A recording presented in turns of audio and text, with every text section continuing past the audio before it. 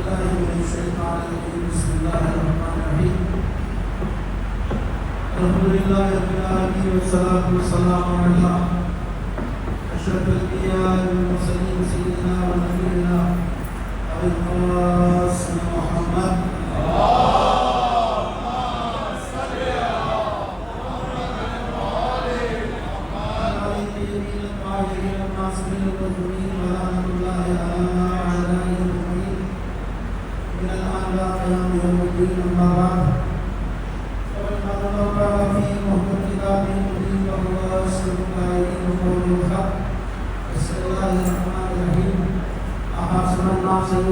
يقولوا آمنا فهم لا يفتنون ولقد فتنا الذين من قبلهم فليعلمن الله الذين صدقوا وليعلمن الكاذبين صلاة محمد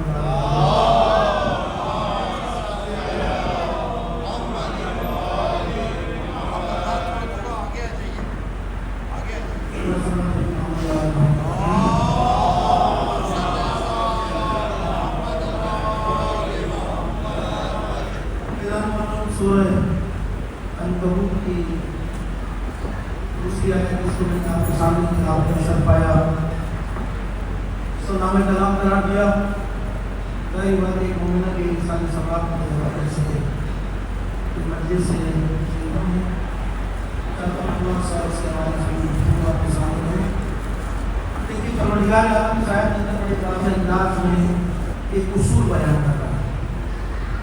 سورہ الکبوت کی دوسری آیت میں اصولی بات کر رہا ہے. اصول ہے پروردگار کہ انسان دنیا کی زندگی گزارو گے تو اس کے سوا کچھ بھی نہیں ہوگا. یعنی پروردگار اس آیت کے اندر اصولی بات کرتے ہیں انسان کو مخاطب کر رہا ہے اور فرما رہا ہے کہ احسب الناس ان یترکوا یقولوا آمنا وهم لا یفتنون. کیا لوگوں نے گمان کر لیا, لوگوں نے یہ سوچ لیا اس میں ان کا اتنا کہہ دینا کہ آمنا ہم ایمان لے آئے, ہم مومن ہو گئے, تو کیا پروردگار صرف اس ایمان لانے کے سبب سے, اس دعوے کے سبب سے تمہیں چھوڑ دے گا؟ تمہیں کسی امتحان میں, کسی آزمائش میں, کسی مشکل میں, کسی مصیبت نہیں ڈالے گا؟ نہیں, ایسا نہیں. بلکہ پروردگار اس میں الٹی بات کر رہا ہے, اصول دے رہا ہے. پروردگار کہہ رہا ہے کہ جب تم مومن ہونے کا دعویٰ کرو گے ایسا نہیں ہوگا کہ آرام, آسائش, اچھی زندگی تمہیں میسر آئے گی, مال کی روانی ہوگی, عزت ہوگی, دولت ہوگی, شہرت ہوگی. نہیں, مومن ہونے کی علامت یہ نہیں. بلکہ پروردگار کہہ رہا ہے کہ جب بھی تم مومن ہونے کا دعویٰ کرو گے تو ہم تمہیں امتحانات میں ڈالیں گے, ہم تمہیں مصیبتوں میں ڈالیں گے, ہم تمہیں آزمائشوں میں ڈالیں گے. یعنی اصول دے رہا پروردگار کہ حاصل الناس کے لوگوں نے گمان کر لیا کہ مومن ہونے کا دعویٰ کرتے ہیں, اتنا کہہ دینے کہ مومن ہو گئے, ایمان لیا, تو کیا صرف اتنا کہہ دینا کافی؟ اتنے کہہ دینے کے سبب سے ہمیں کسی مصیبت میں, کسی امتحان میں, کسی آزمائش میں ڈالیں گے؟ پھر پروردگار ایک مثال دے رہا ہے کہ وَلَقَدْ فَضَّلْنَا الَّذِينَ مِن قَبْلِهِمْ. تمہیں یاد ہے کہ جن لوگوں نے, تم سے پہلے لوگ تھے جن لوگوں نے ایمان کا دعویٰ کیا تھا, مومن ہونے کا دعویٰ کیا تھا, ایمان لانے کی بات کی تھی, ہم نے تو انہیں بھی آزمائش میں ڈالا تھا, ہم نے انہیں بھی امتحانات میں ڈالا تھا, انہیں بھی مصیبتوں سے گزارا تھا. کیوں ڈالا؟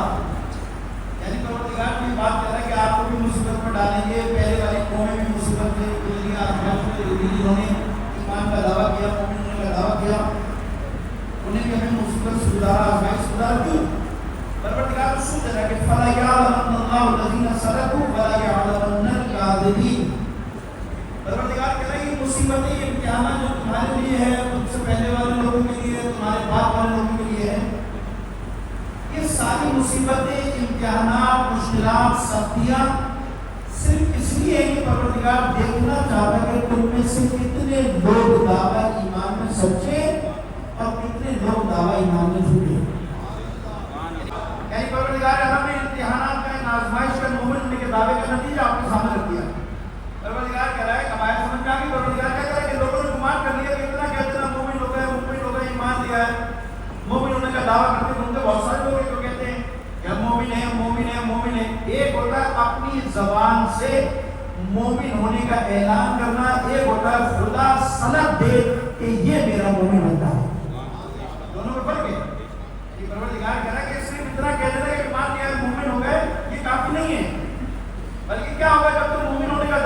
تو ہم تمہیں امتحانات کی بھٹی میں ڈالیں گے، مصیبتوں میں مبتلا کریں گے، آزمائشوں میں مبتلا کریں گے۔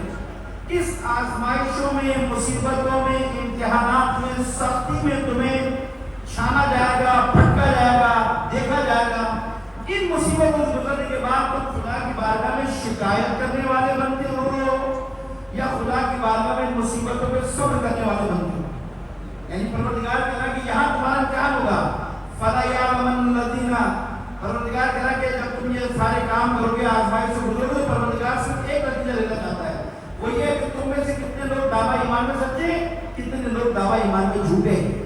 یعنی پروردگار فرق کرنا چاہتا ہے مومن کے اندر اور جو دعوے کرنے والے ان دونوں کے اندر۔ سلام علیکم محمد صلی اللہ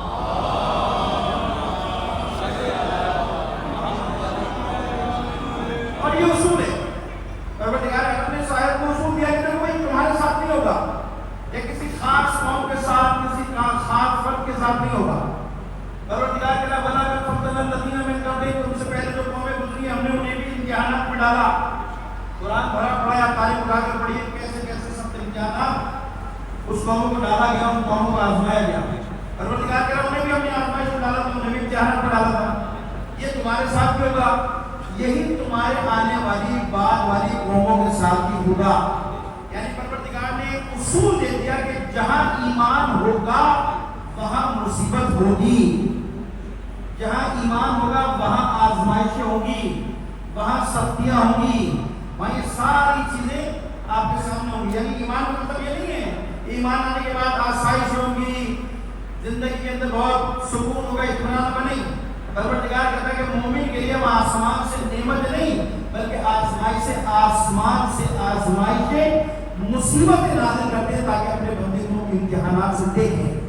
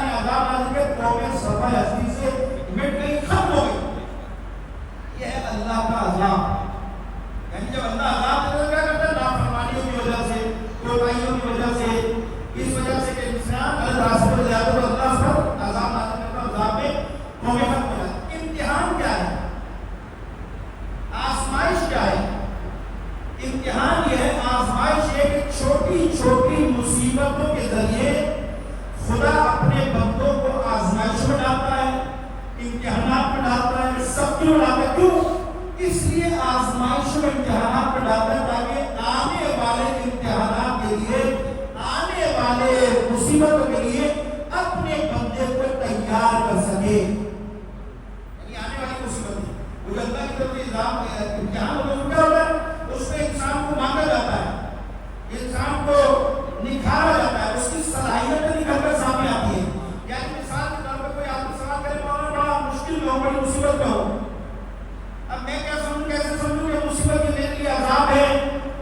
لیے اللہ کی نعمت ہے، مصیبت اللہ کی طرف سے نعمت ہی یاد رکھیے گا، فرق کیسے محسوس کرو کہ میرے لیے مصیبت ہی اللہ کا امتحان ہے، میرے لیے عذاب ہے خدا کی نعمت ہے. تو اس کا سادہ اور سیدھا فرق یہ ہے، روایت میں بتایا گیا ہے کہ وہ مصیبت، وہ امتحانات، وہ سختیاں جو تمہیں خدا سے دور کر دیں، سمجھ لو یہ اللہ کا عذاب ہے. اور ان امتحانات اور سختی میں اگر تم خدا کے نزدیک آ جاؤ تو سمجھ لو یہ خدا کا امتحان ہے. یعنی یہ اصول ہے، یعنی اصول پروردگار معصوم نے روایات میں بیان کیا، اصول کہہ دیا ہے. یعنی جب انسان سختیوں میں جاتا ہے تو نتیجہ کیا ہوتا ہے؟ ان سختیوں کے ذریعے پروردگار اپنے بندے کو جو دور چلا جاتا ہے، ان چھوٹی چھوٹی سختیوں کے ذریعے پروردگار اسے واپس اپنی طرف لے آتا ہے. اگر ان سختیوں کے بعد انسان خدا سے نہ لگا لے، ان امتحانات آزمائش کے بعد خدا کی طرف انسان پلٹ آئے، نماز کی طرف، روزے کی طرف، عبادت کی طرف، دعاؤں کی طرف، یعنی بنا خدا کے نزدیک آ جائے تو سمجھ لیجیے اللہ کی آزمائش تھی. خدا چاہتا یہ تھا کہ ان مصیبتوں کے ذریعے جو میں دور چلا گیا تھا خدا مجھے واپس اپنے دروازے پر دیا. یہ پہلا امتحان. لیکن اگر سختیوں کے باوجود بھی انسان خدا کی طرف متوجہ نہیں ہو رہا، ان مشکلات کے باوجود بھی انسان خدا سے دور ہے، تو سمجھ لو اللہ نے تمہیں عذاب مبتلا کے تمہاری توفیق کو سلب کر دیا. یہ منزل ہوتی ہے توبہ کی کہ یہاں انسان توبہ کرے اور خدا سے خیر کی دعا کرے. صلی محمد وعلی پوری زندگی عبادت ہے امتحانات سے. مختلف لوگوں کے مختلف امتحانات ہیں. یہ بس نہ کریں کہ اگر کوئی بڑا آدمی ہے، اچھے گھر میں رہ رہا ہے، اچھی کاروبار ہے، بزنس ہے، اس کے لیے کوئی مصیبت، اس کے لیے کوئی اور مصیبت ہوگی، اس کے لیے کوئی اور امتحان ہوگا، آپ کے لیے کوئی اور مصیبت ہوگی، کسی کے لیے کوئی اور مصیبت. امتحان سب کا ہے دنیا کے اندر. پروردگار نے اس کو پہلے کہ قرآن کہہ رہا ہے وَلَا نَبْلُوَنَّكُم بِشَيْءٍ مِّنَ الْخَوْفِ وَالْجُوعِ وَنَقْصٍ مِّنَ الْأَمْوَالِ وَالْأَنفُسِ وَالثَّمَرَاتِ وَبَشِّرِ الصَّابِرِينَ الَّذِينَ إِذَا أَصَابَتْهُمُ مُصِيبَةٌ قَالُوا إِنَّا لِلَّهِ وَإِنَّا إِلَيْهِ رَاجِعُونَ. پروردگار نے کہا تو لوگوں کو آزمائیں گے. کیسے آزمائیں گے؟ من الخوف، خوف کے ذریعے آزمائیں گے. یعنی خوف کے ذریعے، دہشت کے ذریعے، کوئی بھی خوف کے ذریعے، ظلم کا خوف ہو، دہشت گردی کا خوف ہو، اس ذریعے تمہارا امتحان ہوگا اور آزمائش ہوگی.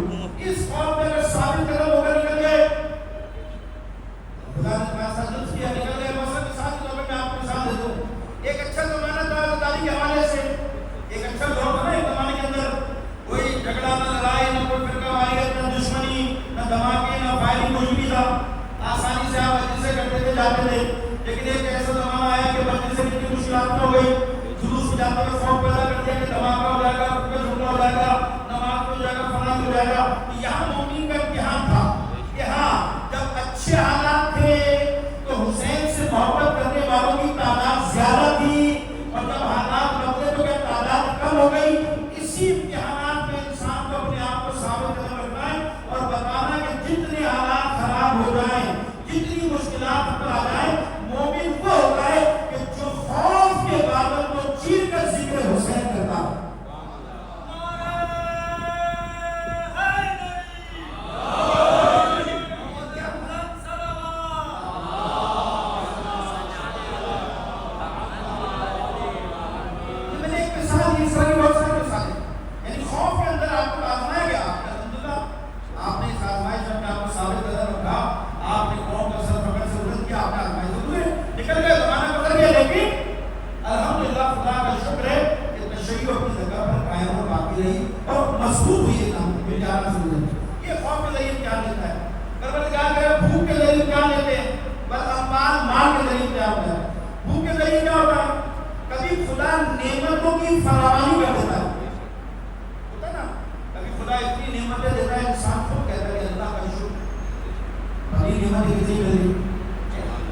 انسان کو بعض اوقات خدا اس کی حیثیت سے بڑھ کر دیتا ہے. یہ کبھی جو نعمتیں آپ پر نازل ہو رہی ہوتی ہیں، جو نعمتیں مل رہی ہوتی ہیں، یہ خدا اس کے ذریعے بھی امتحان لیتا ہے. اس کے ذریعے بھی مومن کی آزمائش ہوتی ہے. آزمائش کیا ہوتی ہے؟ یعنی مثال کے طور پر اللہ نے آپ کو نعمتیں دی ہیں، نعمتوں سے فراوانی عطا کی، نعمتوں کی آپ کو فراوان کیا نعمت میں. لیکن اس نعمت کے ذریعے خدا امتحان یہ لے رہا ہے کہ ایسا تو نہیں ہے کہ تم اپنے گھر میں اچھا کھا رہے ہو، تمہارا پڑوسی بھوکا ہو. کہیں ایسا تو نہیں تم اچھا نماز پڑھ رہے ہو، تمہارے خاندان میں سید ہو، اولاد رسول ہو، اس کے بعد کپڑے پہننے کا نہ ہو. مومن میں تجھے اس لیے دے رہا ہوں کہ کیا تو میری مخلوق کا خیال کرتا ہے یا نہیں کرتا؟ کیا تو میرے مخلوق کی نعمتوں سے جو میں نے تجھے دی ہے اس سے اس کی خدمت کرتا ہے نہیں کرتا؟ کبھی نعمت دیتا ہے اور کبھی نعمت لے کر آزماتا ہے کہ جب نعمت دی تھی تو تم نے شکر ادا نہیں کیا، اب جب نعمت لے رہا ہوں تو شکایت کر رہا ہوں۔ ہوتا ہے نا، یعنی یوں بھی ہوتا ہے کہ کبھی نعمت مل رہی ہوتی ہے، انسان کو پوچھا جائے بھائی ماشاءاللہ اللہ نے بڑی نعمت دیا، خدا کا شکر ہے، یہ تو مومن کے علامت ہے جو خدا کا شکر ادا کرتا ہے۔ لیکن بہت سارے باقی مومن ایسے کہا بھائی اتنی محنت کرتے، اس سے کہتے جائے بھائی اتنی محنت کرتے اتنی نعمت ملی اللہ کی ضرورت تمام پڑھ لو، کیونکہ بہت سارے لوگ اتنی نعمتوں کے باوجود بھی نماز نہیں پڑھتے، اللہ سے دور ہے، نعمتیں مل رہی ہیں، بھائی یہ سوچ نماز پڑھو تو خدا تمہیں نعمت دے رہا ہے، ہو سکتا ہے کہ اسی لیے دے رہا ہو تمہیں خیال آ رہا ہے کہ اتنی نعمتوں جب سے شکر ہو جاؤ، لیکن کیا نہیں نا، لیکن کیا ہوا اگر کسی کہتے ہیں نماز پڑھو تو نعمت اللہ نے دی ہے، اور اللہ کا کیا کمال ہے الحمدللہ، اس صبح 6 بجے گھر سے نکلتے ہیں، دن میں رات کو 12 بجے گھر میں آتے ہیں، صبح سے شام تک گرمی کے اندر اتنی سبزی اٹھاتے ہیں، محنت اٹھاتے ہیں، ساری محنت تو ہماری ہے نا، یعنی جب انسان واقعی فرعون بنتا ہے تو یہ جملے کہتا ہے کہ اللہ کا کیا کمال ہے الحمدللہ، یہ ساری محنت تو میری ہے، صبح جاتا ہوں رات کو آتا ہوں، اتنی محنت کرتا ہوں، اتنے دھکے کھاتا ہوں، اتنی باتیں سنتا ہوں کرتا ہوں، یہ سب تو میں نے کمایا ہے۔ لیکن اگر ایک لمحے کے لیے انسان سوچ لے کہ اگر خدا نہ خواستہ اللہ آپ کے کسی عضو کو چھین لے آپ کو یا کسی بیماری مبتلا کر لے، آپ جا سکتے نوکری کے لیے نہیں آ سکتے نا، یعنی شکر نہیں کرتا، شکر بجا نہیں لاتا نعمتوں پر، بلکہ کیا ہوتا خدا سے دور رہتا ہے۔ لیکن اسی آدمی کے اللہ اگر نعمت چھین لے، روزی کو کم کر لے تو فوراً سجدے میں آتے ہیں کہ شکایت کرنا پروردگار یہ ساری مصیبتیں امتحان میرے لیے تھے، تو اللہ نے یہی تو کہا تھا کہ کبھی میں دے کر تجھے آزماؤں گا، کبھی تجھ سے لے کر میں تیرا امتحان ہوں گا۔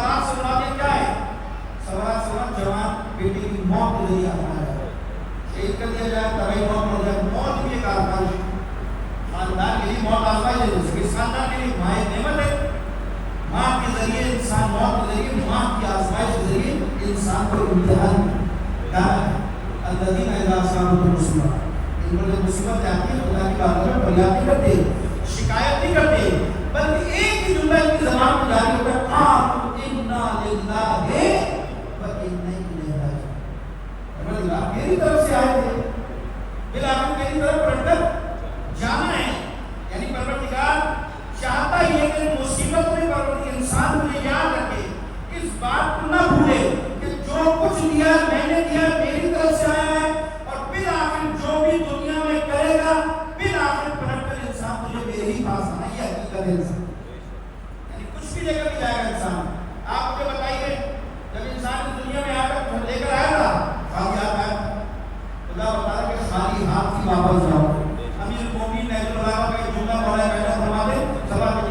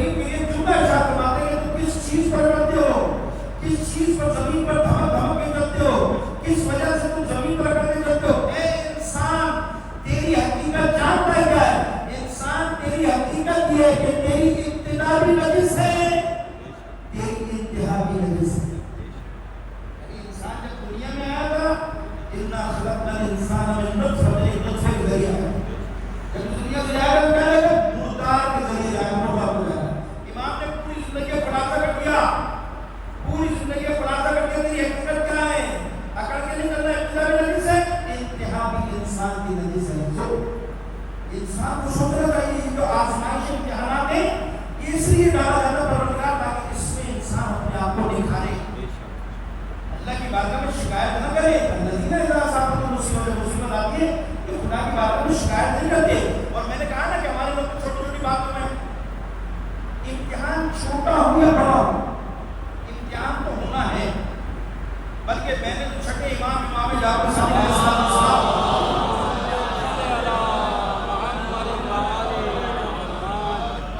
عجیب و غریب حدیث پڑھی، امام ارشاد فرماتے کہ اگر کوئی شخص مومن ہونے کا دعویٰ کرے کہ میں مومن ہوں،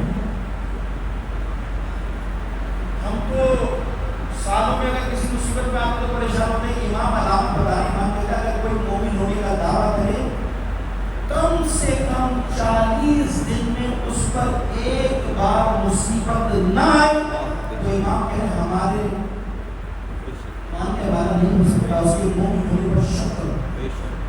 رسول پاک کی روایت یعنی امام فرماتے ہیں کم سے کم 40 دنوں پر ایک بار مصیبت نہ آئے تو اس کے مومن ہونے پر شک کرو، مومن نہیں ہو سکتا۔ یعنی مومن وہ ہے مصیبت میں رہے گا مختلف چھوٹے چھوٹے نقصانات کے ذریعے، ضرور تھوڑی ہماری نقصان ہو، کوئی ٹینشن نہیں ہو جائے ہوتا ہے نا۔ میں نے تو روایت یہاں تک پڑھی ہے کہ اللہ انسان کو یہاں تک معصومیت کی تفسیر میزان میں بھی لکھا ہے اور دوسری کتابوں میں بھی لکھا ہے کہ آزمائش کا پروردگار اس طرح سے بھی آزماتا ہے کہ بعض اوقات انسان آپ دیکھو نا پیسے گرنا ہوتا ہے، کبھی گنتی میں غلطی ہو جاتی ہے تو ایک دم انسان کے دل پر جھٹکا لگتا ہے، یہ تو پیسے اتنے تھے، اتنے کیسے ہو، دوبارہ گنتا ہے، پھر اس کی فکر صحیح نکلتی ہے تو معصوم کہتا ہے کہ یہ تو تمہارے سکوں کا کتنا، پیسوں کا کتنا، اس میں کمی پیشی ہوگی جس کی تم پریشان ہوتے، یہ بھی اللہ کا امتحان ہے۔ حتیٰ کہ معصوم کی روایت موجود ہے کہ اگر جوتے کا تسمہ بھی کھو جائے، جوتے کا فیتہ بھی کھو جائے اور تم اس کو پریشان ہو جاؤ، تمہیں نہ ملے تو سمجھ لو یہ بھی اللہ کا امتحان ہے۔ اب جتنی جس کی سطح ہے اس کے مطابق اس کا امتحان ہے، اور جس کا جتنا بڑا امتحان ہے اللہ کی بارگاہ میں اس کا بڑا مقام بھی ہے یا نہیں ہے؟ یعنی ہر آدمی سے امام سے کیسے امتحان نہیں لیا جائے گا، ہر انسان سے آئے وجہ سے امتحان نہیں لیا جیسے امتحان نہیں لیا جائے گا، یعنی جس کا جتنا ضرب ہوگا اتنا خدا اس کا امتحان دے گا۔ قرآن میں اصول ہے کہ اللہ مکلف اللہ نفسا الا وسعہا، اللہ کہتا ہے کہ جس کی جتنی استطاعت ہے، جس میں جتنا ضرب ہے، میں اس کے مطابق امتحان دوں گا، اس سے زیادہ اس پر بوجھ نہیں ڈالوں گا۔ یہ اصول ہے اللہ کا، یہ اللہ کا اصول ہے۔ یعنی مثال کے طور پہ کوئی آدمی اگر ایک اینٹ اٹھا سکتا ہے، مثال دے رہا ہوں میں آپ کو، کسی کے اندر ایک اینٹ اٹھانے کا یا کہہ لیجیے 1 کلو وزن اٹھانے کی صلاحیت ہے کسی میں، تو خدا اس پر یہ بوجھ ڈالے گا کہ 5 کلو اٹھا، جس پر 5 کلو کا اس پر 10 کلو کا بوجھ ڈالے خدا۔ یعنی جس کے اندر جتنی صلاحیت ضرب ہے اس کے مطابق انسان کا امتحان دے گا، اور جتنا امتحان میں بڑھتا چلا جائے گا خدا اس کے مقام کو بڑھاتا چلا جائے گا۔ اسی لیے دیکھیں جب جناب ابراہیم کو مصیبت میں ڈالا کیا کہا، اسی طرح ابراہیم ربہ کے کلمات فاتمہما قال انی جاعل للناس اماما، اے ابراہیم ہم نے آپ کو مصیبتوں میں ڈالا، امتحانات میں ڈالا، ہمارے لوگ بات کو سمجھتے کہ شاید امتحان میں مصیبت میں جانے سے اللہ ہم سے ناراض ہو کے مقام میں اضافہ ہو جاتی ہے تو فکار میں ہو جاتے، نہیں، اللہ امتحانات کے ذریعے مقام میں اضافہ کرتا ہے۔ اسی لیے ابراہیم کو کہنا قرآن میں کہ ہم نے تمہیں مختلف آزمائشوں میں امتحانات میں ڈالا، اور جب امتحانات سے ابراہیم کامیاب ہو کر گزر گئے تو پھر پروردگار سند دے رہا ہے کہ قال انی جاعل للناس اماما، اے ابراہیم اس امتحان سے گزرنے کے بعد اب تم میں یہ صلاحیت آ گئی کہ تم لوگوں کے امام بنو۔ یہ ہے امتحان کے بعد مقام میں اضافہ۔ ابراہیم کو کا آخری امتحان کہاں لیا؟ آپ بتائیے نا، سب سے بڑا ابراہیم کا امتحان کیا ہو سکتا ہے؟ یہ بت توڑنا، خدا مخالفوں کا مقابلہ کرنا، دہریوں کا مقابلہ کرنا، خدا کے مقابلے میں جو آئے تھے ان کے سارے قرآن میں اور تاریخ کے اندر وہ واقعہ سارے موجود ہیں کہ سورج والوں سے کیسے مقابلہ ہوئے، چاند والوں سے کیسے مقابلہ ہوئے، سب کو دبائے دیتے کہ کیسے کھانا کیا اور کس طرح آگے نمرود میں ڈالا گیا، یہ ساری چیزیں آپ دیکھیں۔ لیکن ان سارے امتحانوں میں سب سے بڑا امتحان کون سا ہے؟ سب سے بڑا امتحان ہے جناب اسماعیل کی گردن پر چھری رکھنا۔ اولاد کا امتحان کوئی معمولی امتحان نہیں ہوتا۔ میں نے تو روایت یہاں تک پڑھی ہے کہ حضرت اسماعیل جب لے کر ذبح کرنے کے لیے تو چھری رکھی تھی، اللہ کا حکم دودھ آ گیا، امتحان کا یہی کرتا بس 3 دن خواب دیکھتے رہے سنتے رہے خواب دیکھتے رہے اور اپنے بچے سے کہتے رہے بچے نا صابر پائیں گے آپ صبر کرنے والوں پائیں گے اور لے گئے اتنی ہمت نہیں کہ اللہ کے خلیل ہیں بڑے بڑے امتحان دے چکے ہیں لیکن جب اولاد کا مقام آیا تو آپ کی پٹی بیٹے کے بھی اپنی آنکھ میں پٹی باندھی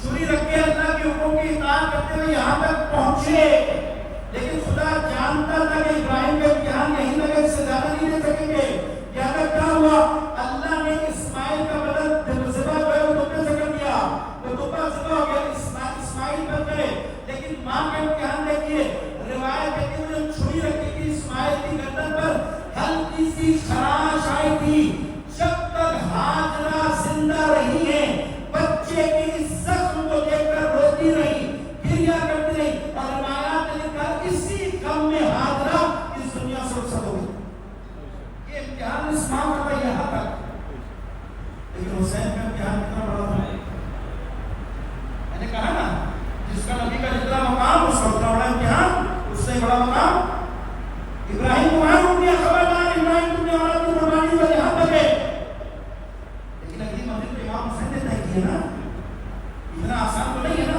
مسائل تم نے نہیں پڑھا میں تو آپ کو بات بتا رہا ہوں کہ امتحان دیکھیے ابراہیم کو وہاں روک دیا بس تمہاری آخری منزل ہے حسین کی منزل کیا تھی کہ تمہیں جوان بیٹے کے سینے سے رسی نکالنی پڑے گی تمہیں 6 ماہ کے بچے کے گردن سے تیر کو نکالنا پڑے گا یعنی کہ ہر جتنا بڑا امتحان اسی لیے روایت کہتی ہے کہ جب امام حسین مدینہ چھوڑ کر جا رہے تھے اپنے نانا کے روزے پر گئے اور بے ساختہ اپنے آپ کو گرایا قبر سن کر گریا کرنے لگے رونے لگے نانا زمین پر برتن کر دی گئی ہے زمانہ بدل گیا آپ نے مجھے عمر کی لہر کے لیے چھوڑا تھا انہوں نے مجھے تنہا کر دیا روتے روتے امام کی آنکھ لگی سید الشہداء نے اپنے نانا کو خواب میں دیکھا پیغمبر کہہ رہے ہیں حسین خدا نے تیرے لیے ایک مخصوص مقام رکھا ہے اس مقام تک کوئی نہیں پہنچ سکتا مگر تو بھی اس مقام تک جب پہنچے گا کہ جب تو کربلا کے راستے سے گزرے گا یعنی جتنا بڑا امتحان اتنا بڑا انسان کا مقام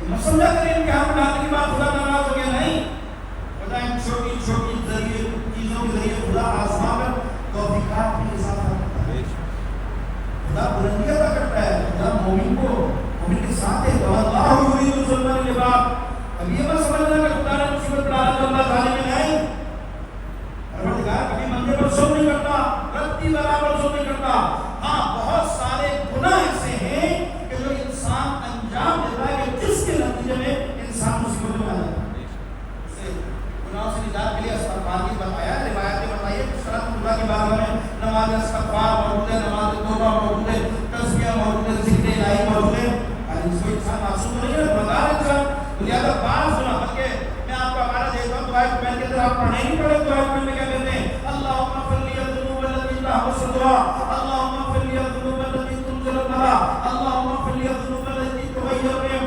پروردگار میرے کو گناہ معاف کر دے جو میری دعاؤں کو قبولیت سے روکے میرے کو گناہ معاف کر دے جو میری نعمت میں کمی کا باعث بن دے میرے کو گناہ معاف کر دے جو مجھ پر مصیبتیں نازل کر دے یعنی امام نے بتایا کہ بعض انسان کی خطائیں کمزوریاں ایسی ہوتی ہیں کہ جس کی وجہ سے انسان کو خدا مصیبتوں میں ڈالتا ہے لیکن ان مصیبتوں سے گزرنے کے بعد اگر انسان خدا کی طرف متوجہ ہو جائے تو مطمئن ہوگا خدا نے تمہیں بچ کیا اگر خدا سے دور ہو جاؤ تو سمجھ لو خدا تم سے ناراض خطرناک منزل جب خدا توفیق کو صبر انما نحن براء من جملہ امام فرماتے ہیں انما ابغض الخلائق الى اللہ رجلان رجل وکل اللہ علی نفسه معصوم کہتے ہیں خدا 2 افراد پر بڑا غضبناک ہے مولا کہنا نحن براء من 2 افراد پر خدا بڑا غضبناک ہے کون وکل اللہ علی نفسه اس کو خدا اس کے نفس کے حوالے کرتا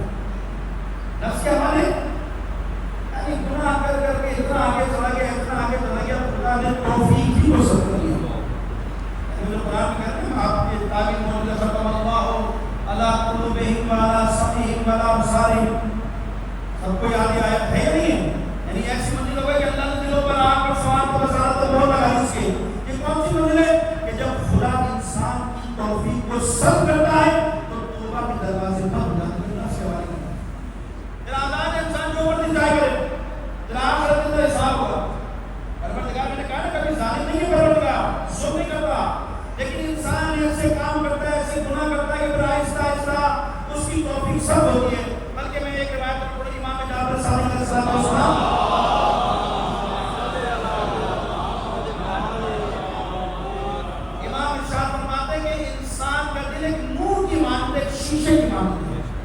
آنسو کی وجہ سے۔ آنسو کہتے ہیں انسان کوئی گناہ کرتا ہے، کوئی معصیت کرتا ہے تو اس کے دل پر ایک سیاہ داغ لگتا ہے، اس منہ پر ایک داغ لگتا ہے۔ اگر توبہ کر لے تو خدا اس کو داغ کو صاف کر کے ایسی دل کو قلب کو نہیں کرتا۔ لیکن اگر گناہ کی تکرار ایک کے بعد دوسرا، تیسرا، چوتھا، پانچواں، کیا ہوتا ہے، وہ سیاہی بڑھتی جاتی ہے، بڑھتی جاتی ہے، بڑھتی جاتی ہے۔ نتیجہ کیا نکلتا ہے؟ گناہ کے سبب سے انسان کا پورا دل سیاہ ہو جاتا ہے۔ جب سیاہ ہو جاتا ہے تو خدا اس کے نفس کے حوالے کر دیتا ہے، خدا اس کی پرواہ نہیں کرتا۔ خدا کو صرف کر دیا جو نہیں چاہے گا۔ اللہ نے توفیق سب کر دی، نہ توبہ کی توفیق دے گا، نہ دعا کی توفیق دے گا، نہ عبادت کی توفیق دے گا، کچھ نہیں، ختم ہو گئی۔ اسی لیے ائمہ طاہرین کی دعاؤں کے اندر جو سب سے زیادہ جملہ آپ کو نظر آئے گا، یہ ہے ہمارے کائنات کی دعا میں کہ پروردگار مجھے میرے نفس کے حوالے نہ کرنا۔ یعنی ائمہ معصومین جو معصوم ہیں اس وقت کی منزل پر خود دعائیں کرتے ہیں، پروردگار میری نفس کی معافضت کرنا، مجھے میرے نفس کے حوالے نہ کرنا۔ کیوں؟ یہ نفس ایسا بے لگام شکر ہے، ایسا بے لگام ہے کہ اگر اس کا آداب چھوڑ دیا جائے تو بھگوان نے جو ملاک کے اندر مولا کائنات نے جو مالک ازدر کو خط لکھا ہے اس میں لکھا ہے مالک ازدر خبردار منہ اپنے نفس کی منظوری کو لگام دے کر رکھنا۔ وہ بے لگام سواری ہے کہ اگر انسان کو سوارو تو اس انسان کو جا کر کھائی کہ اس گھڑے میں گرا دے۔ انسان کا نفس ہے جو انسان کو دور لے جاتا ہے خدا سے، پروردگار سے، عبادات سے۔ بعض گناہ کیا ہوتے ہیں؟ انسان کو کبائر کی طرف لے جاتے ہیں۔ انسان کی گناہ خدا نہیں لے جاتا۔ ما اصابک من حسنۃ فمن اللہ وما اصابک من سیئۃ فمن نفسک۔ قرآن کہہ رہا ہے یہ جتنی نیکیاں، اچھائیاں، خیر، برکت تمہاری طرف بڑھتی ہے سب اللہ کی طرف سے۔ وما اصابک من سیئۃ فمن نفسک، اور یہ گناہ، یہ برائیاں جو تمہاری طرف آتی ہیں تمہارے اپنے ہاتھوں کی لائی ہوئی ہوتی ہیں، خدا نہیں کرتا۔ خدا کی طرف سے خیر ہے، انسان کی طرف سے شر ہے۔ کتنی مثالیں تاریخ میں موجود ہیں۔ یہ یزید کو اللہ نے خط نہیں کیا تھا کیا؟ نمرود کو، شداد کو، فرعون کو، اسی طرح کے جابر اقوام گزرے ہیں کہ ان کو خدا نے خط نہیں کیا تھا۔ یہ سب خدا کی مخلوق ہے نا۔ یہ اتنے شقی اور ظالم کیسے ہو گئے؟ ابھی باقی انسان سوچے، انسان حیران ہے۔ جب معلومات میں روایت ہوتا ہے حیران ہو جاتا ہوں کہ شبر کتنا خبیث انسان ہے۔ اس کے بغیر مقابل میں جنایت، اس کے ظلم ہو جائے، انسان ہو جائے، شبر ہو گیا اور بڑا ہو گیا۔ یعنی اتنے شقی خدا کی مخلوق ہیں۔ اور کھیلے سال بچپن ساتھ بھی رہے، بار ساتھ میں ماموں سے ساتھی بھی رہے، بعض ساتھی مولا کائنات کرے، لیکن کتنا شکیل ہو سکتا ہے انسان؟ ہو سکتا ہے کبھی کہ نواز رسول کے سینے پر سوار ہو کر اسے ذبح کرنا یہ کوئی چھوٹے معاملی گناہ ہے؟ یہ منزل کب ہوتی ہے؟ اس منزل پر شرک کیسے پہنچا؟ یا حرملہ نے ولی اصغر کو تیر کا نشانہ بنایا تو اس نے تیر مارے، یا حسین ابن علی کے مقابلے میں جو شخصیت آئے خبیث آئے؟ یہ کون لوگ تھے؟ یہ وہ لوگ تھے جن کی توفیقات سب ہو چکی تھی، ختم ہو چکی تھی۔ یہ اللہ کی مخلوق تھے، اللہ نے ان کو پیدا کیا تھا، لیکن کیا کیا؟ ان کی جنایت، ان کے گناہوں نے آہستہ آہستہ آہستہ ان کو اتنا جری کیا کہ نواز رسول کو ذبح کرنے کا ایک دم نہیں ہوتا۔ یہ انسان ایسا نہیں ہوتا ایک دم خدا اولیاء اللہ کے مقابلے پر آ جائے تلوار نکال کر، نہیں۔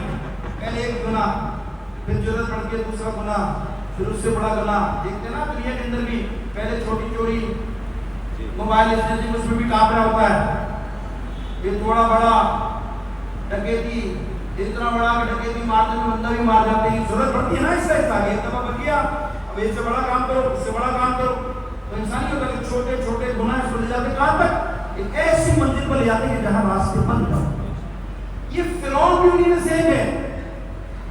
فرعون خدا کی مخلوق نہیں ہے، اللہ کی مخلوق ہے، اللہ نے پیدا کیا ہے، اتنا مقام دیا، کتنا مال و دولت، کتنا بڑا اقتدار، سب کچھ دیا نہیں دیا، لیکن نتیجہ کیا نکلا؟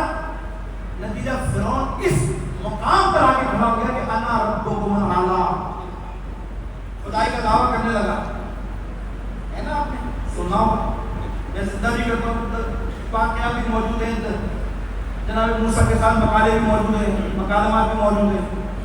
میرا خدا تو موت و زندگی دینے والا تو فرعون کے رئیس میں بھی کر سکتا ہوں. قیدی کو اٹھایا تو موت کا سزا یافتہ تو چھوڑ دیا، اور جو بے گناہ تو رد کر دیا. موت کو زندگی کو آخر انہوں نے ایسی دلیل جناب موسیٰ نے کہ میرا خدا تو نمرود کو جناب ابراہیم نے بھی یہ دلیل کی کہ میرا خدا والا سورج کو مغرب سے نکالتا ہے، مشرق سے نکالتا ہے، مغرب میں غروب ہوتا ہے تو مغرب سے نکال کے دکھا دیتا ہے. یہ کہ یہ واقعہ نہیں، یہ آہستہ آہستہ پہنچا مقام پر خدائی کا دعویٰ کیا تھا. یہ خدا کا بندہ تھا، اللہ کی مخلوق تھا، لیکن انجام کیا ہوا؟ بعض اوقات ہوتا ہے کہ انسان ایسے گناہ انجام دیتا ہے کہ جس کی وجہ سے انسان کی توفیق سب ہو جاتی ہے، راستے بند ہو جاتے ہیں، توبہ کی توفیق تو بھی کچھ نہیں ہوتا، بلکہ اس منزل پر خدا پہنچا دیتا ہے کہ موت بھی اس کو اس کی مرضی سے ملتی ہے. بعض اوقات اس کا انجام بھی اس کی مرضی کے مطابق ہوتا ہے. خدا نے کسی فرعون کے پاس جبرائیل امین کو بھیجا، انسان کی شکل و صورت کے اندر آیا. جبرائیل آئے، انسانی شکل و صورت میں آنے کے بعد فرعون سے کہتے ہیں فرعون میں بڑا پریشان ہوں، بڑی مشکل ہوں. فرعون نے کہا کیا ہوا؟ فرعون ایک بات بتا، میں نے ایک بچہ پالا تھا، چھوٹا سا لے کے آیا، اسے قربان چڑھایا، کھلایا سرمایہ لگایا، اپنا وارث بنایا، مال و دولت سب کچھ دیا، اس کو میں نے سب کچھ دے دیا. لیکن یہ بدبخت میرا اور میرے خاندان کو میرے خون کا پیاسا ہو گیا، میرے مقابلے پہ آ کے کھڑا ہو گیا. کیا سزا ہونی چاہیے اسے؟ اور نے کہا اچھا تو نے پالا تو سب بڑا کیا، تیرے مقابلے پر آ کر کھڑا، میرے سامنے سے کہا نہیں کھڑا. ہاں کیا کروں اس کا؟ فرعون نے جب یہ بات سنا غصے میں کہتا ہے کہ میرا غلام ہوتا ہے، اگر یہ میرا غلام ہوتا تو میں اسے دریا نیل میں غرق کر دوں. آگے بڑھ کر سکتا ہے تو لکھ کر دے گا،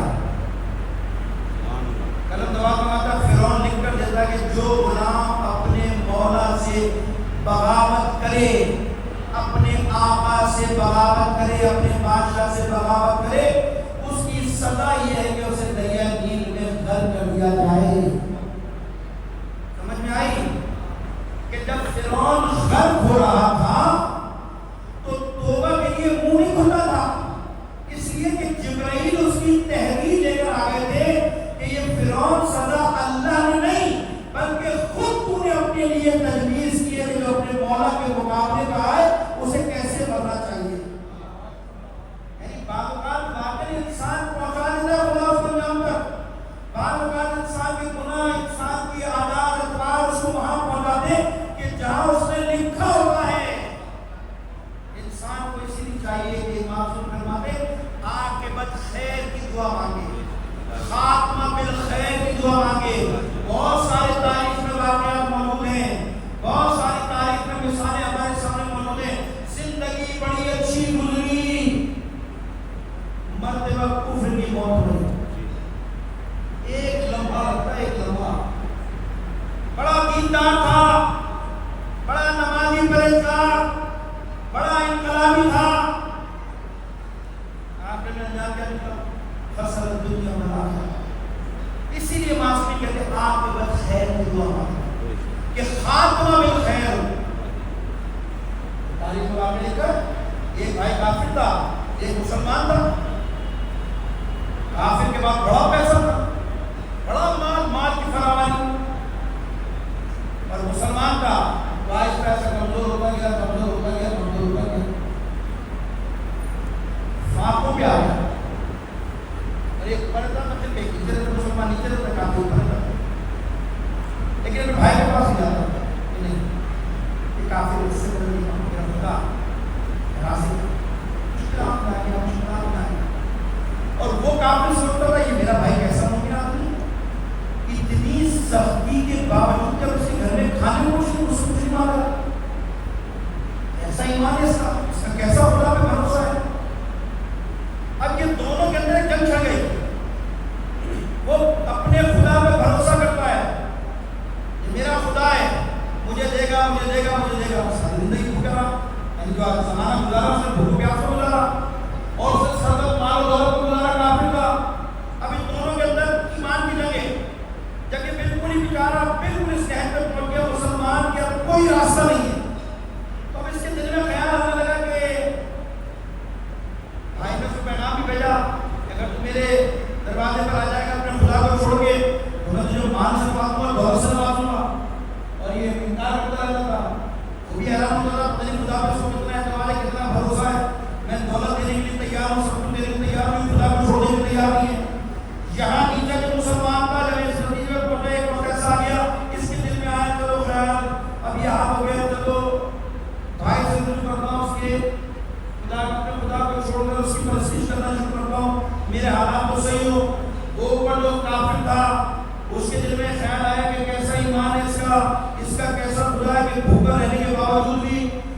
آگے ہاتھ پھیلانے نہیں آ رہا، اس سے کچھ لینے نہیں آ رہا، اس کے دل میں خیال ہے اس کا مطلب ہے سچا اس کا خدا ہے، میں اپنے جھوٹے خداؤں کو چھوڑ کر حقیقی خدا کی طرف مسلمان ہونے کے لیے جاؤں۔ ابھی کئی دونوں جنگ کرتی رہی دل میں، شیطان کہنا تھا جو سارا بھاگا کرنے والا تھا، اس نے ایک فیصلہ کیا کہ نہیں میں اس میں آپ خدا کو چھوڑ دوں گا، اور دل میں دلیلیں قائم کرنے لگا دماغ میں کہ مجھے خدا نے کیا دیا، میرا سب کچھ دے گیا، فاقوں میں آ گیا، بھوکوں میں آ گیا، اور میری کوئی مدد نہیں کرتا، میرا یہ حال ہو گیا، اس نے کوئی اس کا خدا کا جو خدا کو نہیں مانتا اس کے مال کتنا ہے، دولت کتنی ہے، فراوان کی نعمت کی یادہ، آج میں نے فیصلہ کیا اپنے خدا کو چھوڑ کر اس کے خدا کی پرستی کروں گا، اور وہ یہ سوچ رہا ہے کہ نہیں آج میں نے فیصلہ کر لیا کہ اس کا خدا کتنا طاقتور ہے کہ بھوکا رہنے کے باوجود میری طرف نہیں آ رہا، اس نے فیصلہ کیا میں اپنے جھوٹے خدا کو چھوڑ کر سچے خدا کی عبادت کروں گا، ایمان لے آؤں گا، یہ نیچے سے چلا اوپر اس کے خدا کو ماننے کے لیے، وہ اوپر سے اترا نیچے اس کے خدا کو ماننے کے لیے، دونوں درمیان میں آئے ہیں، دونوں کی روح کو خدا نے قبض کیا ہے، مسلمان جو چھوڑ کر خدا کو گیا وہ جہنم میں چلا گیا، جو اپنے خدا کو چھوڑ کر آیا خدا اسے جنت میں لے کر چلا گیا۔ کیوں؟ خاتمہ بالخیر، سارے فاقے برداشت کیے، مصیبتیں برداشت کی، آخر میں اپنے خدا کو خیر آباد کہہ کر وہاں جا رہا تھا، وہ ساری نعمتیں کھاتا رہا، ساری نعمتوں سے فائدہ اٹھاتا رہا، لیکن آخر میں اپنے خدا کو چھوڑ کر حقیقی خدا کی طرف پلٹا، اللہ نے اسے جنت میں داخل کر دیا، اسے جہنم میں بھیج دیا۔ اسے کہتے ہیں کہ خاتمہ بالخیر، انسان ساری زندگی دعا کرے کہ پروردگار جس طرح دین پر تو نے مجھے قائم رکھا، مرتے دم تک مجھے دین پر محبت اہل بیت پر قائم رکھا۔ یہ نہیں پتا انسان کا شیطان ہے، فتنے کا زمانہ ہے، فتنوں کا دور ہے، نہیں پتا انسان ایک منٹ کے اندر ایمان کہاں سے کہاں چلا جاتا ہے۔ اور آج جو معاش کی صورتحال ہے، آج ہمارے جو صورتحال چل رہی ہے، چھوٹی چھوٹی باتوں میں انسان ایمان بھیج دیتا ہے۔ روایت ہے زمانہ قیامت میں آپ کو زمانہ ایسا آئے گا کہ با ایمان گھر سے جائے گا، بے ایمان گھر پر واپس آئے گا۔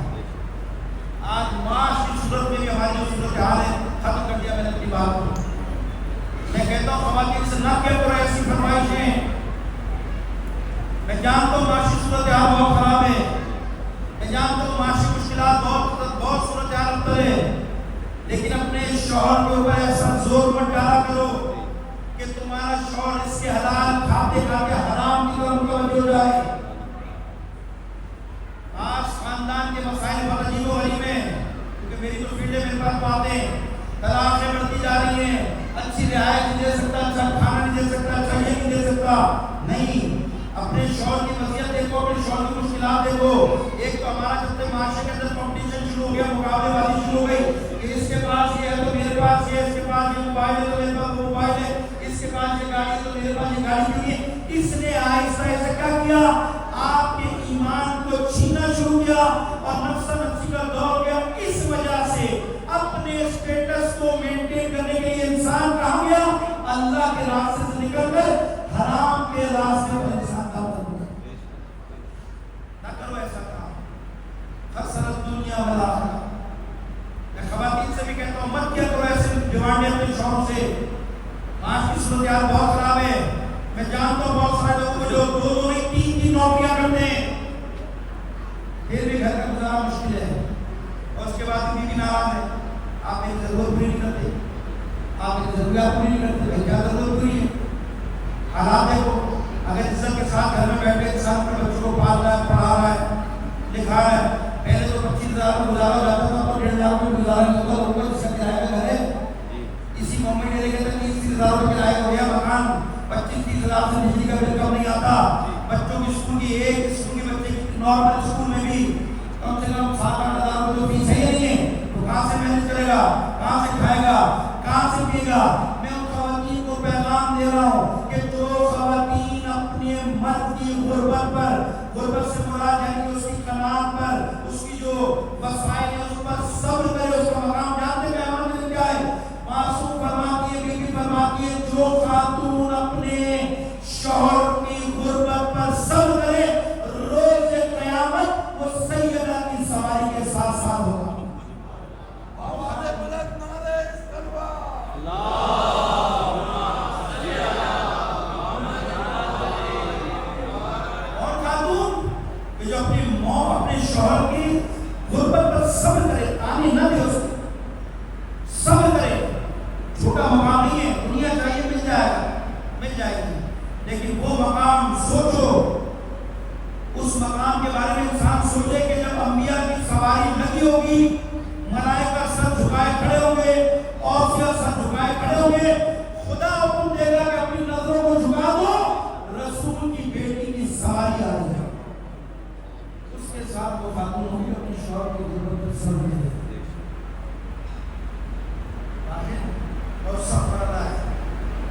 مردوں کو بھی چاہیے تحمل، برداشت. بہت صورتحال خراب ہے، ایک دوسرے کے ساتھ تعاون، ایک دوسرے کے ساتھ برداشت. گھر بنانے کے لیے اپنی قربانیاں دینی پڑتی ہیں، گھر بنانے کے لیے صبر و تحمل. اس سے گھر بڑھتے ہیں. اس لیے بات کرو، بہت سارے مسائل ہیں، بہت مشکلات ہیں، دو طرفہ بھی مشکلات ہیں، بہت ساری چیزیں ہیں. یا تو بات آگے بھی سیکھے گا تھوڑا سا انسان اپنی زندگی میں نہیں کہا ہوتے معاملات جب انسان دین سے دور ہو جائے. جناب سیدہ نے اتفاق نہیں کیا اپنے مومن. ہمارے یہاں چھوٹی سی شوہر میں ضرورت پوری نہیں گئی، آلو پہ کھلا دو، ہمارے گھر میں سب کچھ یہی کھائیں گے پئیں گے. چھوٹی سی بات. رسول خدا بیٹی کو بھیج نہیں سمجھا کر سیدہ فاطمہ میں تیری اس شخص سے شادی کرنا جو علم اور مقام اور تقوی میں سب سے زیادہ ہے، مال میں سب سے کم ہے. سیدہ کبھی علی سے فرمائش نہ کرنا، زہرا علی سے فرمائش نہ کرنا.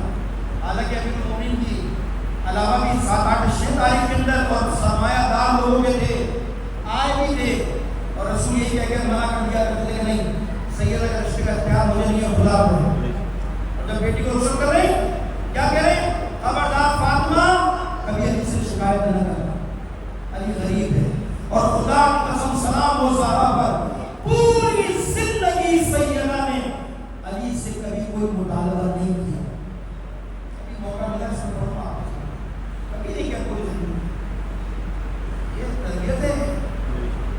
ہمارے یہاں تو صورتحال یہ ہے کہ پہلے تو ہمارے یہاں ڈولی اٹھ کے جاتی تھی، بس آئے گی تو بھیا جی واپس آئے گی بیٹا. اب تو چھوٹی سی بات ہوئی، آ جاؤ. کہاں جا رہے ہو بھائی؟ کس جگہ جا رہے ہو؟ فوراً وہاں سے یہ واٹس ایپ اور یہ موبائلوں نے تباہ کر دیا اس فون کو. چھوٹی سی بات بھی یہ ہو گیا. بھائی کیا ہو گیا؟ یہ امیاں بھی تو ساری گھروں میں پلی ہیں. میں بہت سارے خاندان کو جانتا ہوں کہ گھر میں 10-15 بھٹیاں رہتی تھی اور ایسی بہت ساری ہیں. ابھی کچھ نہیں ہوا، آج چھوٹی چھوٹی باتوں میں. ہاں کیوں؟ عدم برداشت. میڈیا نے ہمارے گھروں کو تباہ کر دیا، میڈیا نے ہماری فیملی سسٹم کو، نظام کو تباہ کر دیا. اگر آپ نے اولاد کی لڑکیوں کی تربیت چاہتے ہو تو میڈیا سے اپنی اولاد کو دور رکھو، ان ڈراموں سے، ان چیزوں سے جو تمہاری اولاد کو تباہ کریوں سے دور رکھو، ورنہ حالات اچھے نہیں ہیں. یہ تربیت میں نے روایت پڑھی، واقعی میں حیران رہ گیا. کتاب اس کا نام ہے جمال المنتظر، اس کے اندر کی روایت پڑھی ہے. اس میں روایت لکھی ہے کہ ہمارے قائم کی ظہور کی علامت میں سے ایک علامت یہ ہے کہ ہر گھر میں طلاق یافتہ اور بیٹھی ہوگی، یعنی طلاق کا ریشو بڑھ جائے گا. ظہور کی علامت کو اس سے بچا جا سکتا ہے. ضرور نہیں کہ اپنی ہو، بچا جا سکتا ہے. کب؟ جب آپ اپنی اولاد کی تربیت ختم کر دیں. باقی کے برمن پہ جانتا ہوں، انتہائی مومنہ خاتون تھی اور نمازی تھی، جماعت کے ساتھ نماز پڑھنے والی خاتون تھی. اور ان کے شوہر کا انتقال جب ہوا نا، جب ان کے بچے چھوٹے چھوٹے تھے، بچوں کا اکثر قرآن کا چھوٹے چھوٹے یہ ان کی ماں کی شوہر سر پہ نہ ہو، اولاد کو پڑھائے لکھائے نیک بنائے، بچوں کو جاتا ظاہر کسی برائی کو بچے نہیں. شکر ادا کرنی چاہیے. ماں بھائیوں بھی اطمینان کے ساتھ اس دنیا سے نہیں، میرے بچے کسی طرح کا ایسا کام ہونا چاہیے، والدین کو ایسا ہونا چاہیے. اور اس زمانے کے اندر جس نے اپنی اولاد کو بچا لیا کامیاب ترین انسان. معاشرہ سوسائٹی تو بہت بڑی بات ہے. عام انسان کی کیا بات کروں، مولویوں کے اپنے بچوں کو بچانا شروع ہو گیا ہے. مسئلہ ہے اس کا حالات کا مطلب ہوئی تو مولوی کو بھی بچو. ایسے انڈیا ہے نا، معاشرہ ہے نا، پیغمبر کی حدیث ہے انسان اپنے ماں باپ سے زیادہ معاشرے کا اثر دیتا ہے. ماں باپ کے ساتھ 4 گھنٹے ہو 5 گھنٹے ہو سوسائٹی میں، یونیورسٹی میں، باہر چوکوں میں پڑھو پر تو صبح شام تک کہتا ہوں سن کر لہٰذا ایک عبادت کم پھیلاؤ. تربیت میں کوئی اس زمانے کے اندر تربیت سے اگر اولاد کی تربیت کر دی تو یاد رکھیے اولاد نیک اور صالح ہوئی. اس کا ایک ایک تاریخ خیر ماں باپ کے حساب کتاب میں لکھا جائے گا. یہ روایت ہے کہ اولاد صدقہ جاریہ ہے.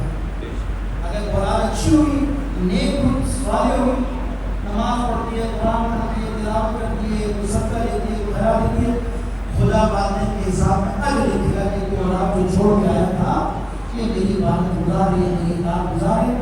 اس کا ثواب اولاد کو نہیں بلکہ ماں باپ کو بھی ملتا ہے، تو بہترین تربیت دی. اور اگر اولاد کو چھوڑ گئے معاشرے کے رحمت کے اوپر، تو آپ کے سامنے آپ کو کچھ ملے گا. جو اولاد ظلم کرے گی اس کا حساب کتاب آپ سے نہیں ہو جائے گا. جو اولاد اللہ کی نعمت ہے. اور آپ تاریخ بات پڑھ لی، یہ خاندان اہل بیت کا خاندان ہے، یہ سب بنی ہاشم کے اولاد ہیں. یہ بنو امیہ بنو ہاشم دونوں ایک ہی خاندان ہے نا، بھائی ہے نا، ایک ہی خاندان ہے. ایک طرف بنو امیہ، ایک طرف بنو ہاشم ہے یا نہیں؟ وہاں بھی اولاد ہے مسلسل، یہاں بھی مسلسل اولاد ہے. تلوار بنو امیہ کے ہاتھ میں بھی ہے، تلوار بنو ہاشم کے ہاتھ میں بھی، ان کی اولاد کے ہاتھ میں، ان کی اولاد کے ہاتھ. آپ مجھے ایمانداری سے بتائیے دونوں میں فرق کیا ہے؟ تلوار وہ بھی چلاتے ہیں، تلوار یہ بھی چلاتے ہیں. فرق تربیت کا ہے. بنو امیہ کی اولاد کی تلوار نکلی اسلام کی مخالفت میں، اولاد زہرا کی تلوار نکلی اسلام کی حفاظت میں. تربیت کا بنیادی تھا. دونوں خاندان کا ٹکراؤ اس بات پر تربیت کے اوپر تھا. اس عزت اور شرف اور مقام پر خدا نے عطا کیا. اس حالات میں بھی جناب سید اعظم کی اولاد کی کیسے تربیت کی انسان سوچ نہیں سکتا. کتنی عمر جناب سید اعظم کی ضرورت ہے؟ روایت میں کہ 18 سال کا سن ہے. 18 سال کا سن خریدا. دنیا سے عالم کیا ہے، وقت کیا ہے، زمانہ کیا ہے، ان حالات سے دنیا سے رسول کی آنکھ بند ہونے کے کوئی 50 سال بعد 10 سال بعد انتقال نہیں ہوا. رسول اللہ صلی اللہ علیہ وسلم دنیا سے کیا رہے ہیں، سفر میں چلے گئے. امیر المومنین 40 ہجری میں کتنے سال اندر ہے؟ 30 سال 30 سال. سید 75 دن زندہ رہے ہیں. 75 یا 95 دن، کتنے دن ہوئے؟ 75 یا 95 دن. 95 دن میں تو 3 بھی 75 دن میں نکلے 2.5 بھی.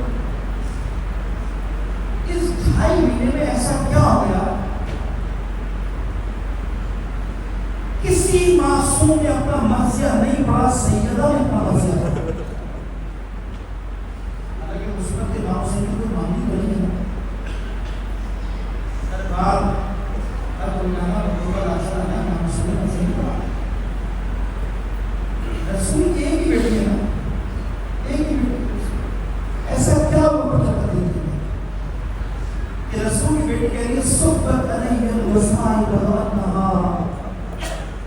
بابا تیرے اس دنیا سے جانے کے بعد ایسی مصیبتیں ٹوٹی تھی، بڑی بات بتا کہ بابا اگر یہ مصیبت دنوں میں پڑتی تو رات کو تاریخی رہ گیا. بابا اگر یہ مصیبتیں پہاڑوں پہ پڑتی تو پہاڑ ریزہ ریزہ ہوتا. آخر کیا مصیبت ہے مجھے نہیں معلوم. تو زہرا کے دل پر کیا گزری ہے، لیکن میں نے مقاتل پڑھا ہے کہ صرف دربار میں گئی نا سید اپنا حق دینے کے لیے. تو روایت کہتی ہے جب اپنا حق دینے کے لیے گئی تھی تو سر کے بال کالے تھے، اور جب چند گھنٹوں بعد واپس آئی سیدہ تو سر کے بال سفید ہو گئے تھے. بچوں نے پوچھا بنا ہوا کیا ہوا، ہمارا حق ہمیں ملا نہیں ملا. تو سیدہ نے کوئی جواب نہیں دیا تھا. اور سیدہ اسی مصیبت کے عالم میں جب حجرے میں داخل ہوئی تھی نا، تو ایک بچی تھی جو دوڑتی آئی تھی اور اپنے ماں کے سینے سے لپٹ کر ماں کے چہرے کو دیکھا. اور چہرہ دیکھنے کے بعد ایک جملہ کا مائی تیرا کیا حال ہو گیا، مائی تیرے سر کے بال کیسے سفید ہو گئے. جب جناب زینب نے یہ جملہ کہا نا تو جناب زہرا سے برداشت نہیں ہوا، اپنی بیٹی کو سینے سے لگا کر دبا دیا اور رونا شروع کیا. اتنا روئی کہ جناب زینب کہتی ہے اماں روتی کیوں ہو، اماں رونے کا سبب کیا ہے؟ تو زہرا نے دلہ کا بھی بیٹا میں نے اپنے بابا سے سنا ہے کہ تو شرابی کے دربار میں جائے گی. ارے زینب یہی سوچ کر رو رہی ہوں میں شرابی کے نہیں میں صحابی کے دربار میں گئی تھی تو یہ حال ہو گیا. تو شرابی کے دربار میں جائے گی تو زینب تیرا کیا حال ہوگا. آزاد آران حسین یہ ایک منزل نہیں ہے منزل اس سے اور آگے بڑھ گئی ہے کہ رسول کی آنکھ بند ہوئے ابھی تیسرا دن گزرا ہے. امت سیدہ کے گھر پر آگ لے کر آ گئی. آواز دے کر کہتی ہے فاطمہ علی کو باہر نکالو فاطمہ علی کو باہر نکالو. علی کے ساتھ فاطمہ کہتی ہے زہرا کہتی ہے اگر علی باہر نہ نکلے تو کیا کرو گے. کہا اس گھر کو آگ لگا دیں گے اس گھر کو جلا دیں گے. تو زہرا تعجب سے پوچھتی ہے جانتے ہو اس گھر میں کون رہتا ہے. اس گھر میں حسن رہتے ہیں اس گھر میں حسین رہتے ہیں اس گھر میں فاطمہ رہتے ہیں. اس گھر کو جلا دو گے. ظالم آواز دے کر کہتے زہرا اگر علی باہر نہ نکلے تو اس گھر کو جلا دیں گے. آزاداروں جب علی باہر نہ نکلے تو ظالم نے کنڈیاں لکڑیوں کو جمع کیا جائے. لکڑیاں درے زہرا پر جمع ہونا شروع ہوئی. جب لکڑیوں کا انبار لگ گیا ایک خبیث آگے بڑھ کر کہتا لکڑیوں کو جلا دو. ادھر آگ بھڑکنا شروع ہوئی ہے. پشت دروازے پر زہرا فریاد کری یا مولا یا محمد یا رسول اللہ. آزاداروں امت اجل رسالت دے رہی ہے. جب گھر آکر وہ گھر کا در جلنا شروع ہوا اور جلنے کے سبب سے دروازہ کمزور ہوا تو سنو گے کیا ہوا. ایک خبیث نے آگے بڑھ کر کہا کیا دیکھتے ہو ارے دروازہ گرا دو. ایک ظالم آگے بڑھا اس نے دروازے پر لات ماری ہے. پھر مجھے نہیں پتا کیا ہوا لیکن زہرا کی فریاد مجھے ہوئی اسماء اسماء مجھے سہارا دے. اسماء میرا محسن مارا گیا. اسماء میرا پہلو ٹوٹ گیا. ارے روایت لکھا ہے کہ زہرا پہ دروازہ گرا ہے. ایک خبیث داخل ہوا اس نے زور زور سے دروازے میں لاتیں ماری. زہرا کا پہلو ٹوٹ گیا. زہرا کا پہلو ٹوٹ گیا. آزاد آران حسین ایک زمانہ گزرا امام حسن بیٹھے ہو رہے تھے گریا کر رہے تھے. کسی نے پوچھا بڑا کیوں ہوتے ہیں کیوں اتنا گریا کرتے ہیں. امام حسن کہتے ہیں اپنی ماں کی مصیبت کو یاد کرتا ہوتا ہوں کہ میرا مولا آپ کی ماں کو دنیا سے گئے اتنا زمانہ گزر گیا آج نہیں ہوتے آپ. امام حسن کہتے ہیں تجھے کیا معلوم میری ماں کی مصیبت کیا ہے. تجھے کیا معلوم میری ماں پر کیا ہے. قیامت تو کوئی نہیں. کہتے ہیں مولا بتائیے کیا مصیبت بھائی ہے.